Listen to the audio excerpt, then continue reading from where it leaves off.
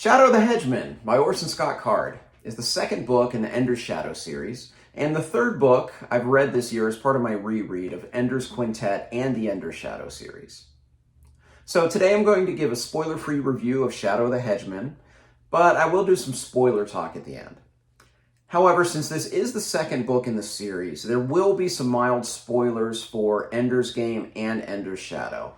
I will try to be very vague. I'll try not to give away any really big plot points, but there's bound to be some minor spoilers since this is the continuation of a series. So I don't want to tell you to click away, but I'll just simply say proceed at your own risk if you have not read Ender's Game or Ender's Shadow. But if you've read those and you just want to hear me talk about Shadow the Hegemon, that's why we're here. Okay, so I like to do these individual book reviews. I like to start with what it's about, start with the plot, the characters, then talk about the setting and world building as well as themes before I delve into my spoiler talk. So let's talk about what this is about. So Shadow the Hegemon deals with the aftermath of the previous book. The war is over, the threat is gone, so all of the children from Battle School have been sent back to their families on Earth. So as Ender's Shadow primarily follows Bean, we follow Bean back to Greece, where he is with his new family, his friend Nikolai, and the Delphikis living in this really an idyllic setting for Bean. Idyllic for someone who grew up on the streets and never had a stable home. It's a pretty good, existence for him. So we see Bean is in Greece, we see Petra is in Armenia, and we see all of the Battle School kids are scattered all across the globe. However, early in the book, somebody starts to kidnap the Battle School children, and not just all the children that were there, but only the ones that were part of his cadre of individuals that were part of that very last battle. And when they try to kidnap Bean, they don't try to kidnap Bean, they try to kill Bean. So Bean immediately starts to suspect that this is not what it seems. And he starts to believe that his old nemesis Achilles, which is pronounced Achille, but I still read in my head as Achilles, is behind this. But he also knows that one boy could not be behind all of this, but there have to be some nation or faction involved. And that leads us into what this book is really about. This is primarily a work of political and military science fiction. But wait, don't stop there. If you had told me when I finished Ender's Shadow that Shadow the Hegemon was primarily a military and political work of science fiction, I probably would have said, I don't think I'll continue the series, because that is not necessarily what I look for in a work of science fiction. So stay with me. I'm going to talk more about that in the thematic area of this review, but I did really enjoy that aspect of this book, which I wouldn't have going in. So stay with me here. Don't turn away and think that you don't want to read this if you don't think that appeals to you. So leading into the next category, we have character. And I like Card's use of character in this book. Maybe a little better than the first two books. Not that I would say that they were poorly done, but in Ender's Game, probably 90% of the narrative was told from the point of view of Ender. In Ender's Shadow, we probably had a little less, maybe about 80% from the point of view of Bean. In this book, we get a lot more of the secondary characters. I would say probably maybe 60% of this book is Bean. After all, it is his series. However, we get so much more depth of the other characters. So let me just talk about a few of the major players here. First of all, Bean himself. What I liked about him in this book is I just felt that he grew quite a bit. And especially his emotional quotient, for lack of a better term, and frankly, his humanity. I feel that as a character, he went through a lot of growth in this book, and I really enjoyed that aspect of it. I did say in my review of Ender's Shadow that there were times that I did feel that Bean was kind of like a Mary Sue. Didn't quite get there, but in this one, I don't feel any of that. I feel that all of this is part of his logical growth, and you do see more of the humanity behind this character. The second most point of view chapters in this book is from Petra's point of view, and I like that a lot. if there's one thing that I think a modern reader could very easily criticize Ender's Game and Ender's Shadow is the lack of female characters. And also the fact that, mild spoiler, in the final battles, the only female character that's part of Ender's group is the one that breaks down. So I'm sure that there was probably a lot of negativity towards this, towards Orson Scott Card in regards to this. So it was nice to start to see Petra as a character on her own. All that we saw from Petra in the first two books was from Ender's perspective or Bean's perspective. And frankly, only seeing a character from one point of view, you're not always going to get the character. And we really see that the heart of Petra Arcanian is much different than how we perceived her in the other two books. So I really enjoyed getting to know her as a character, not just because of the gender side of things, but just because she is a very interesting character. And it was good to flesh out some of the scenes that we saw with her early in the series in this book, as well as what happens to her in this book. So that was a welcome addition, was the point of view chapters from Petra's perspective. I would say the next character that I enjoyed the fleshing out was Peter Wiggin, who is Ender's older brother. When I read Ender's Game, when I gave that review, my first question in the spoiler section was, is Peter a psychopath? So it was nice to see this character entirely from their perspective, a lot in the first half of the book, not as much in the second half of the book, but to see that, no, he's not a psychopath. He's probably a narcissist, and there are some sociopathic, tendencies in his character, but more than that, just seeing him as a more three-dimensional character. I still don't exactly know what his motivations are, but I did feel that there was a lot more humanity in Peter Wiggin in this story than what we got from Ender's perspective in the first book. So I really enjoyed getting to know Peter more. Another character that's back from Ender's Shadow is Sister Carlotta. And I just love the chapters with Bean and Sister Carlotta because the conversations they have are just so fascinating. And in many ways, she's kind of Bean's foil. Bean knows that he's really, really smart, but she always proves to him that, you don't know everything, little kid. And I love it that it comes from a place of love. So even when they're bantering, in maybe an antagonistic way, there's still just the deep connection between the two characters. And in many ways, Sister Carlotta is one way that we start to see Bean grow as a human being. I talked about his humanity being an important part of his growth, and she brings that out of him because at the first instance that he recognizes that he may need some help in this book, she's the first person that he calls, the first person that he thinks can help him, because he knows that she loves him and that she will do anything for him. So I love Sister Carlotta as a character, but even more so how she informs Bean's character and how she helps him grow as a character.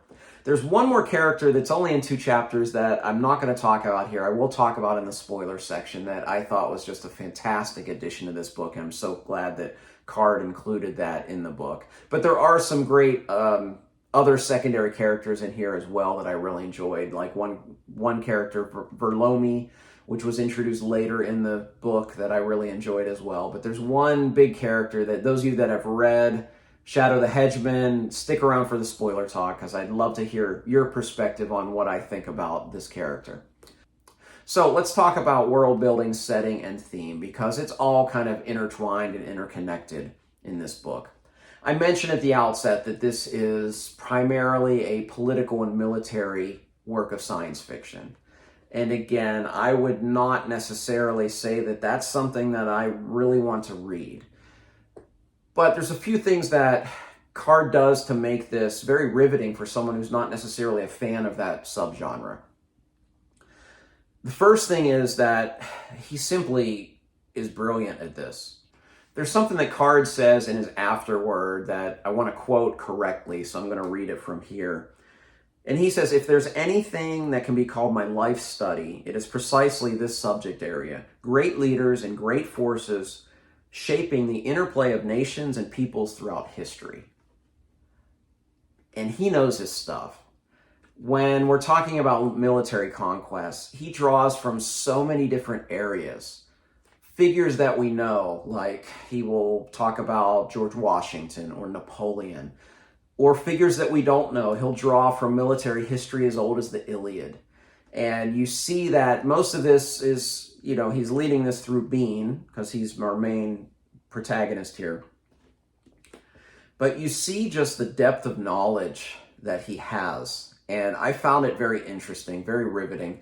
One of the things that I've always found is that if someone is really passionate about something, even if it's not my thing, I can often get infected by it. I think passion is infectious. And you can read through the pages here that he is very passionate about military history, military leadership. I wrote down some books that I'd like to read on this topic, and if you have any ideas, I'd love those as well. But I was really quite riveted by all of this. And I think part of it is the setting.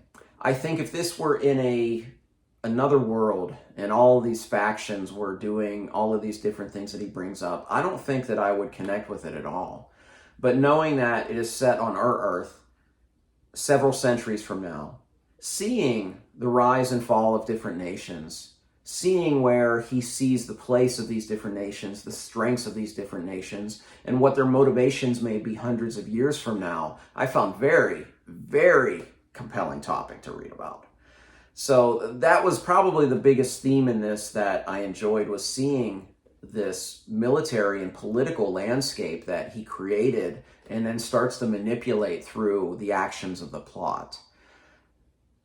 It wouldn't necessarily have been my thing, but it's done so well here that I really enjoyed it.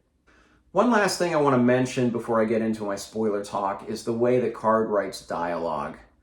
I really enjoy it. I think it's refreshing. A lot of times it may seem expository, but I don't think it really is, because a lot of times it's from, Bean has a paragraph of dialogue and the person he's with has another paragraph of dialogue. I find it, even though if it is sometimes just bringing exposition to the table, I find it realistic. One thing that I hate those 1 hour self-contained television dramas where basically a paragraph of information is broken up, where one person reads the sentence and then the next person reads the next sentence that just logically goes from that person. I find it so unrealistic and it drives me crazy. I love it in literature when it's realistically portrayed, or in cinema too, but that doesn't happen very, very often, at least on the small screen. But I did find that the dialogue in here, especially this discussions with Bean, Sister Carlotta, Bean, some of the other military commanders, even if it's not what a lot of people are used to reading or like reading, I thought it was very realistic and I enjoyed that aspect of it. And I don't know if dialogue is something that a lot of people talk about with Orson Scott Card, but it is something that I just noted in my reading, that I was enjoying the way he was presenting this information. All right, let's go ahead into some spoiler talk. So I will put a timestamp right up here so that you can skip to, if you have not read Shadow the Hegemon and you plan to, so that nothing is spoiled for you. And I do want you to go to that timestamp because I haven't told you yet if I like this book or not. Told you some things I like, but I haven't told you yet if I like this book or not. So make sure you skip to the end so I can tell you my final verdict for Shadow of the Hegemon. Okay, we are in the spoiler section, so you have been warned. Let's first start with the character that I didn't want to name in the spoiler-free section, and that is Ender's mother. I loved the 2 chapters with Ender's mother and Bean. First of all, their discussions were a lot like Bean and Sister Carlotta, but there was antagonism there. You could tell that she did not like Bean at all. And I loved how she played a good foil for Bean. Additionally, when I finished Ender's Game, my thoughts on Ender's parents is that they didn't love him. They were aloof and indifferent to him being sent to battle school. And it was nice to see that that wasn't the case, that they were just kind of victims of circumstance. And you saw that, again, as great as Ender's Game is, this book added so much more depth of character to some of the characters in that book, Ender's parents being 2 of them. And I also liked seeing how Ender's mom was a foil for Peter, because she knew that Peter and Valentine were Locke and Demosthenes. That was such a great reveal in this book. And it made total sense. And again, it also just gave some more realism to these characters. And it made me like them. I didn't necessarily, you didn't know enough about them before to like them or not. You kind of felt bad for them. You felt bad for Ender because he didn't feel loved by them. But seeing them in just, a handful of chapters in this book, I thought was just a fantastic portion of this book that he went to. All right, there's really only one other thing I want to talk about in the spoiler section, and that is Ashiel. I frankly think this character has totally overwhelmed his welcome.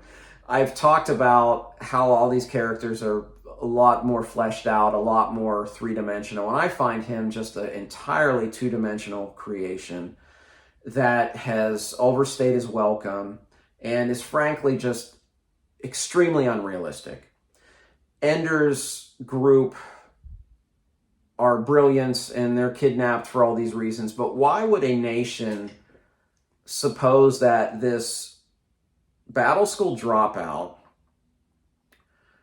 who is in an asylum because he's a serial killer is the answer to their problems? Wouldn't they think that just kidnapping, for instance, I just forgot his name, there was another Slavic character from Battle School that was on Russia's side. Wouldn't it make sense for them to just enlist him, someone who's been with Ender and would possibly do this for nationalist reasons? I find the whole appearance of Ashiel in this book maybe a plot device, but as a character, I'm ready for him to go away. I really wish at the end of this book that he, or even better, Petra would, Bean or Petra would have been better to kill Ashiel and take him out. I think it would have been great. We could have ended this horrible character at the end of this book, and then we could have also said, well, there were allusions to where are Shen, where are Hot Soup? Turn one of them into the big bad in the next book. So I don't like Ashiel. I wish he would just simply go away, and I hope that he does soon, because even though this is a reread, I don't remember his fate. So I'm curious to see where the story goes. Okay, on to my wrap-up. So I promise you, did I like this book? Yes, I like this book quite a bit. It is not as good as Ender's Game or Ender's Shadow. I don't think the thematic depth is quite there. However, I think from a character standpoint, it was done better. Plotting standpoint, it's definitely a much faster-paced book than the previous two. I love the military and political talk in this book, and that's something I don't like a lot, frankly, in a lot of books. But when it's done really well, like here, I do enjoy it. When I rate this, the other two books are 5-star books. I rated Shadow of the Hegemon 4.5 out of 5. So on my rating scale, that means it's somewhere between I really liked it and I loved it. I did enjoy this book quite a bit. Probably the biggest attraction was in the spoiler section. So if you haven't read it, go back, go read it, and then go check out the spoiler section. See if you agree with me about the one aspect of this book that I simply did not like at all. But overall, I'm really enjoying this reread of this series. It is even better than I remembered. And I can't wait to read Shadow Puppets, Book 3 in the Ender's Shadow series next month. You can look for a review from me for that the very last week of May. So if you like this review, please give me a like and subscribe. And even more, the comments. For me, that's my favorite part of all of this. It's not seeing the subscriber count raise. It's not seeing the number of likes. It's the comments. So if you have anything to say about this book, I'd love to talk with you in the comments section below. You can also follow me on Twitter and Goodreads for more content and more interaction. And as always, thank you for watching. Until next time, goodbye.